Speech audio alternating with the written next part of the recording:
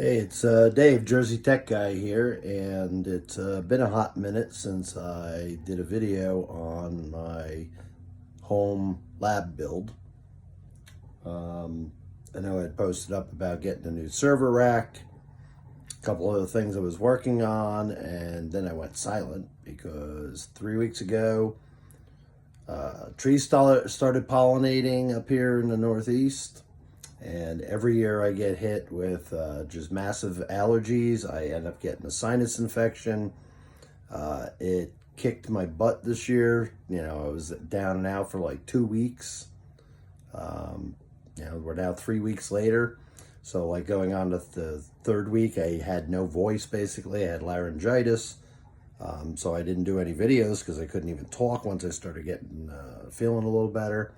But now I'm pretty much recovered. Still a little raspy in the voice and stuff, but at least enough there that I can, talk and do a little video.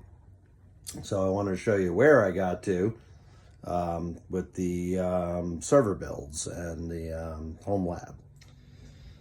So onto the home lab. So this is the server rack I had built about a month ago to replace an old it was just a wooden shelf unit that was meant to be a rack system, but for computer towers.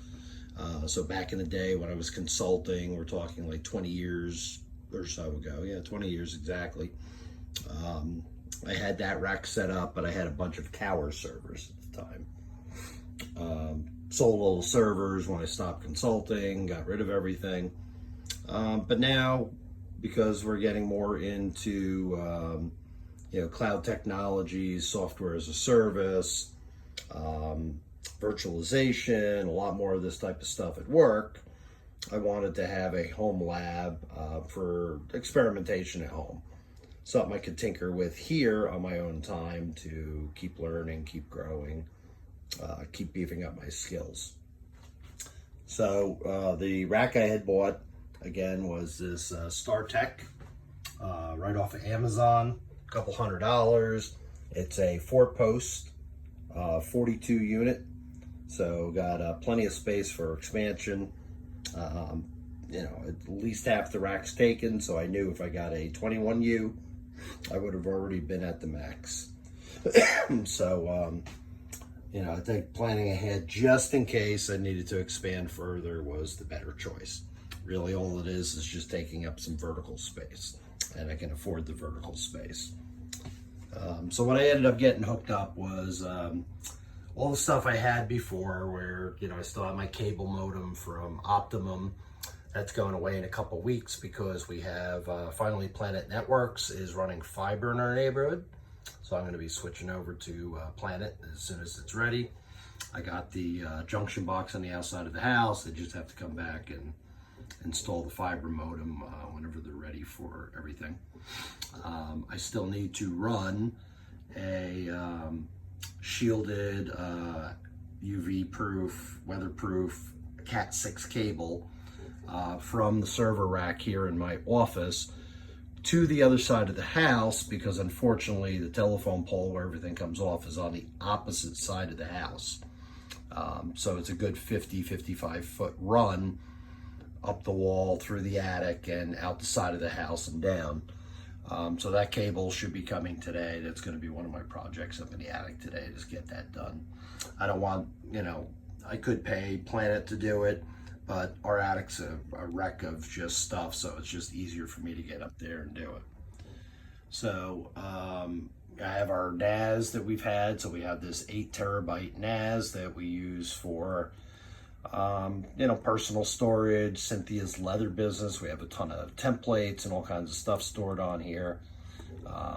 So this one is our master 8 terabyte storage, and it is also cloud backed up, off premises, so that I have, at least majority of the folders, the important stuff is moved off the NAS every day. We have, because we don't get cell signal up here, this is, I think, our third or fourth version or fourth generation of some kind of an AT&T cell booster up here. So all this is basically a cell antenna that provides us, good solid 5 bars of signal up here all the time. Also provides GPS location services, so that if we had to call 911 or something, they can track us by our cell phone. So it basically simulates as if you were hooked to a normal tower. However, this goes out over our internet, so it uses internet. It's a little bit different than using Wi-Fi calling, because it just simulates, being able to, hook up to a tower the normal way. So that's just the way I prefer to do it over doing Wi-Fi calling. The newest thing we installed in the middle here between our modem and our Wi-Fi that we had was this TP-Link ER605 firewall and VPN. So I wanted to get a little bit more protection on our network here, a little more control over what goes where, also to be able to set up an actual VPN.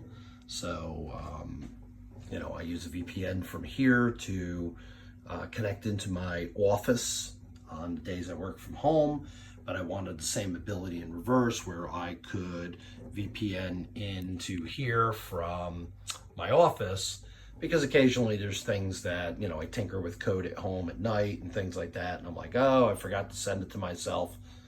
Let me remote in, grab my code. This way I can do it securely. And then we have our Wi-Fi. This is one of the pucks of the Wi-Fi mesh. But actually, this is brand new. This actually just went in last night, about 10:30, 11:30 at night. I was up late doing a bunch of reconfiguration.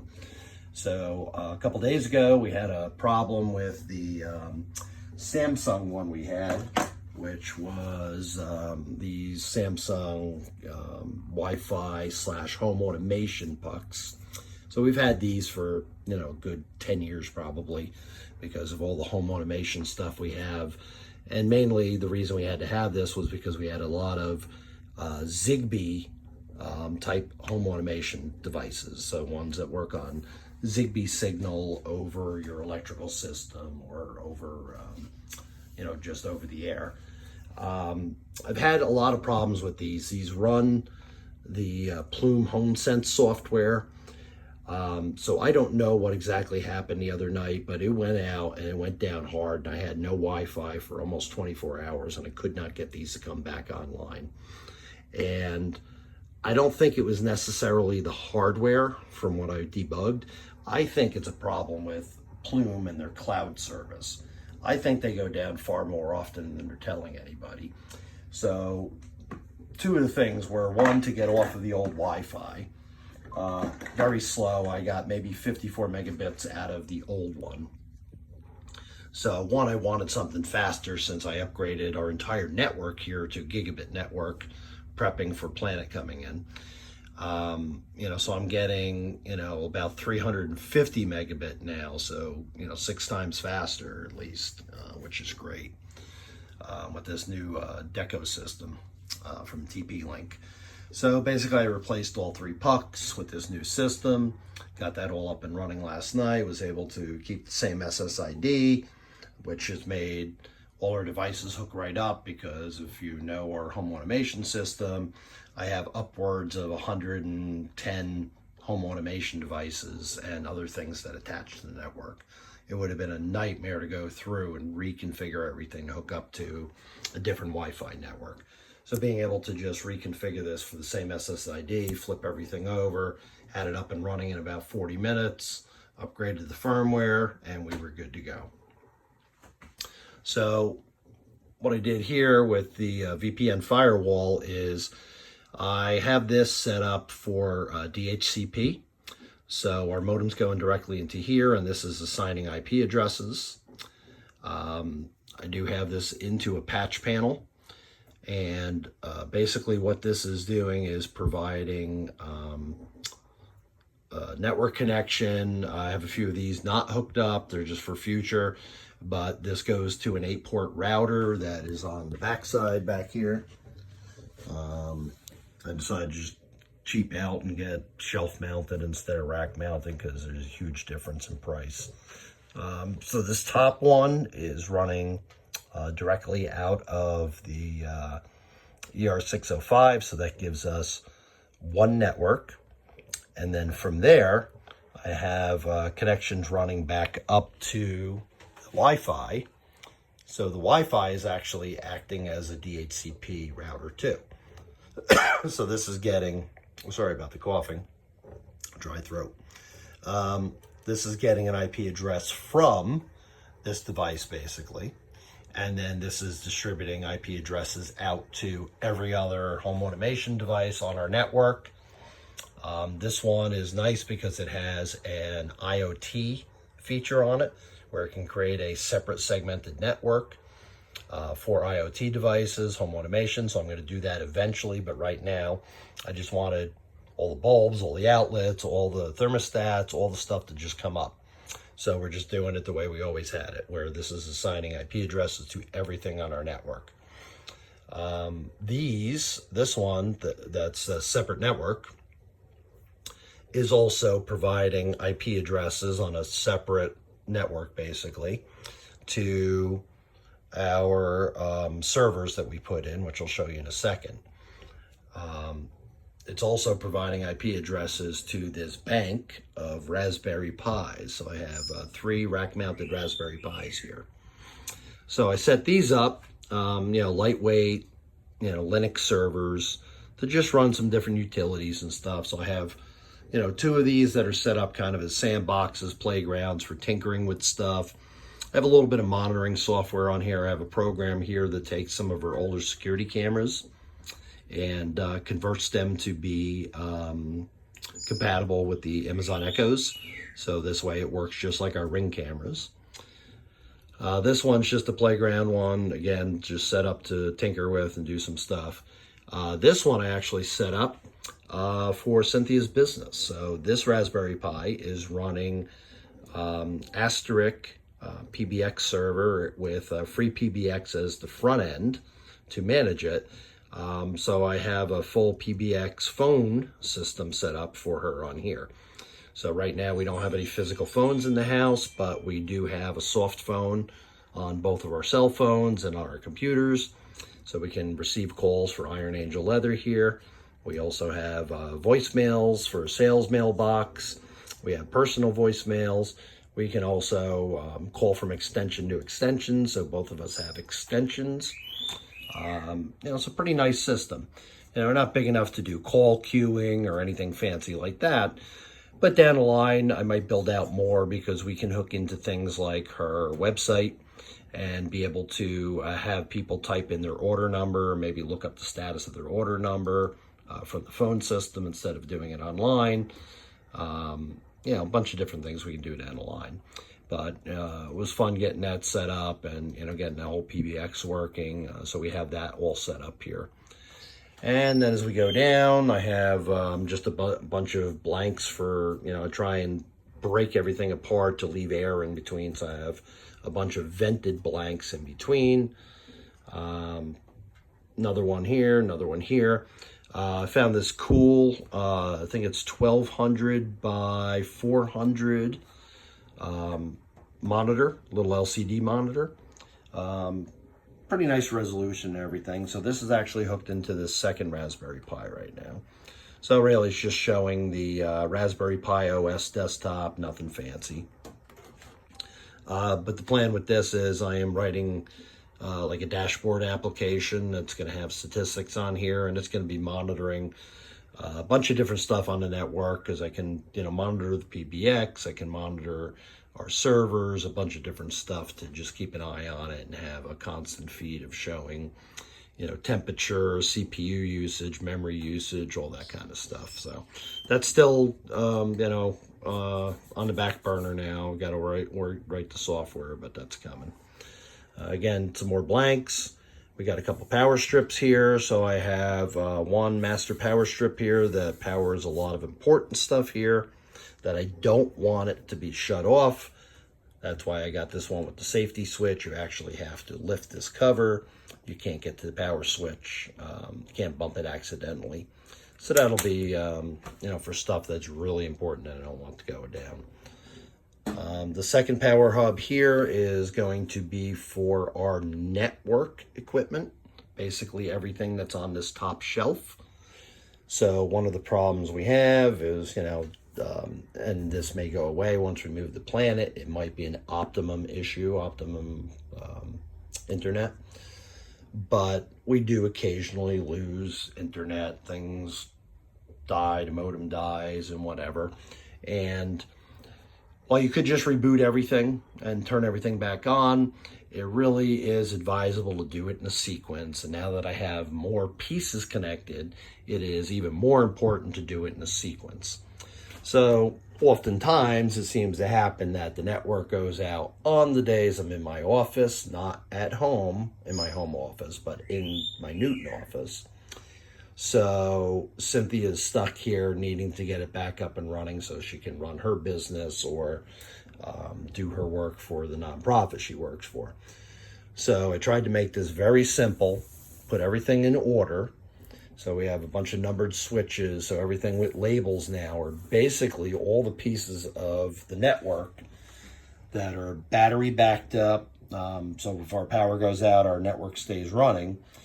But in order to reboot them so you don't have to mess with unplugging cables from the back of them or pulling plugs out of the wall, I just set up this bank of switches that'll be a sequence. So basically you'd go and you can see I'm prepping for Planet coming.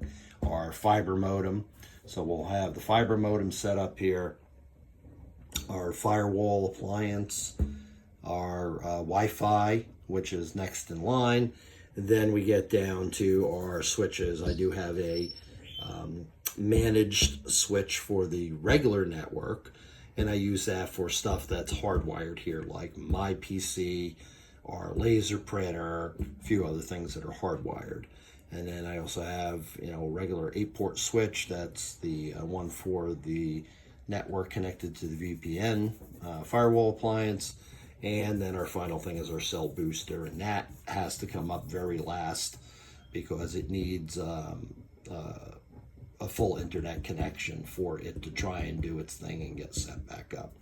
So basically, if our network goes out, all she has to do is shut these off, in whatever manner. It doesn't matter. You can go backwards or forwards. But the main thing is getting it back up and running is one at a time, turning on 1, 2, 3, 4, 5, 6.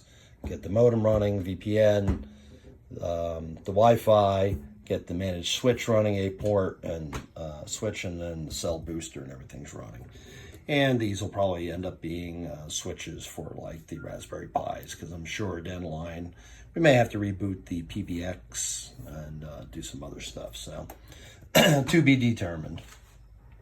And then we get down to the newest piece that I did within the last week are 2 of the servers that I purchased. So these are Dell off-lease reconditioned servers. They were in pretty immaculate condition when I got them. So I picked myself up a Dell PowerEdge 720, an R720, and this one down here is a Dell PowerEdge 620. So they're not, brand new. They got a handful of years on them. But for what I do, it's good enough for tinkering around. I can run, whatever operating system's on here, because I did end up installing a Type 1 hypervisor on here to run virtual machines. So really right now, both of these are set up to run Proxmox, which is the one that I made a choice with. The reason I did that was I know VMware ESXi is very popular out there, and there is a free version people have been using for years, but VMware, when they got bought by Broadcom, has now decided to draw a line in the sand, and everybody below a certain point, basically there's going to be no free version, and they're pricing the low-end version for small companies so much that small companies are not going to be able to afford it. So basically, they're deciding that they want a certain level of customer and up. So a lot of people are scrambling to find, a solution, and there's tons out there. But I felt Proxmox was really going to end up being the one that worked the best for me here. And we're going to run into the same problem at work, at my office. So I've been tinkering with this, trying to figure out what our next steps are going to be for replacing VMware, and the boss is on board with taking one of our older Dell servers at the office, and we're going to be wiping it and installing Proxmox there so we can see what it does. So what I did with these servers was when I got the 720, still had the disk drive here, CD drive. And nobody uses CDs anymore. If you're going to install stuff, you put it on a thumb drive. There's USB ports here, so you plug a thumb drive in, you boot off of that, you run your ISO off of that, for install, whatever you got to do. You really don't, use the DVD drive. So I wanted to optimize the space I had here with these hard drives. So I don't have all 8 hard drives in here. I only have 6. But I do have a total right now of 12 terabyte. So originally it was configured for, when I got it from the Amazon Reconditioned Dell store online, it had all 6 drives, but they were using part of it for EOS, etc., etc. So I wiped it, redid the RAID. So I ended up going RAID 6 with it. I figured that would be good for my needs, try and maximize the space. It's a good balance. But I did replace this DVD drive with an SSD drive. So how I did that was I popped out the old DVD drive. It's just got a SATA connector on the back. Pop it out. But I found on Amazon a bunch of these cheap SSD ATA caddies. They look like the DVD drive. They come in 12.7 millimeter and they come in a 9.7 millimeter. So depending on your server or your laptop or whatever, they have one to fit. So I popped that in with a 500 gigabyte SSD and was able to set that up as another drive. And I made that into my primary drive for installing the OS, which is Proxmox. So this way, that's set up right here. I'm not so worried about having that replicated. It's really more important to have the VMs backed up and the storage space for the VMs, because I'm going to be running SQL Server databases and all kinds of stuff on there. So I wanted to maximize and get as much as I could. So 12 terabytes running there.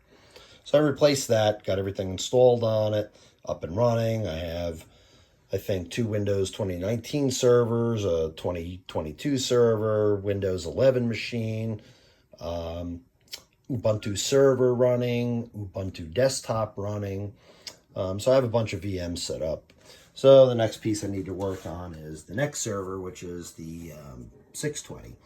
But I did do some of the same steps so far. This one did not come with a DVD drive, but had the capability of it. SATA was turned off, but the cable was there, luckily.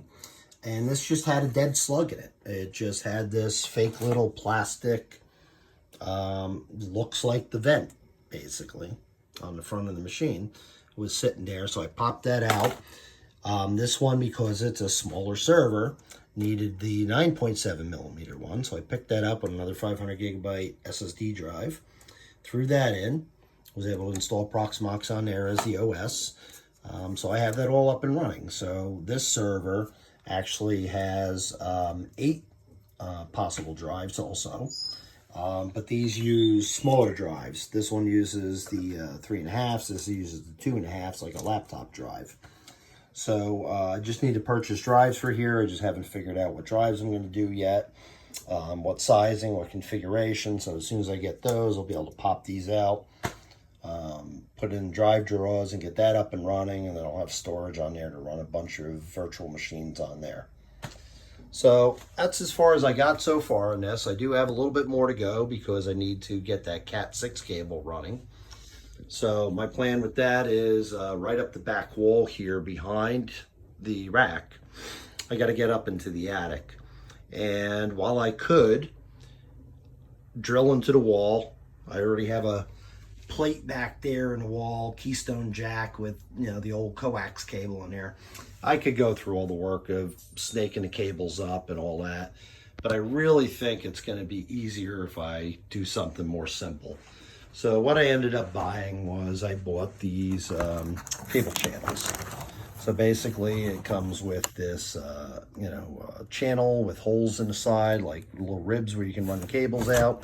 And then it comes with a piece to mount it to the wall, just a flat piece that these click into, or the cover clicks into this. This is actually the wall part. I had it backwards. So there's short segments so I can stack whatever I need. So I'm gonna basically run that up the wall behind the server. I have a cable that goes down into the floor, into the garage for network stuff down there. So I'll probably put it right where that is because I can shield that a little bit too. But then I'll be able to just bolt this to the wall, run it right up to the ceiling. I'll just cut a hole right in the ceiling, nice and clean, pop the cables up through there, get them all through the attic, run the 55, 60 feet I need, pop out the side of the house, down to the fiber modem, leave it hanging there for when Planet comes, and then we should be all set with getting that running. So that's as far as I got with the hardware and getting it all set up. I'll probably do a couple more quick videos and stuff on how I set up Proxmox and got that all up and running with the VMs, just to show, how easy it was to kind of get that up and running. What a breeze it'll be to move some virtual machines from VMware over to Proxmox. And then as I get a little bit more of this all configured and stuff, I'll probably do some short videos. So I know it was a long one. It's a 25-minute video, but I just wanted to catch up on what should have probably been several short videos of all the work I did on the rack and getting everything for my home lab set up. But now I have, a full working home lab for tinkering with networking, virtual machines, software development, everything that I need to do here. So hope you enjoyed, and I should have another couple videos out shortly.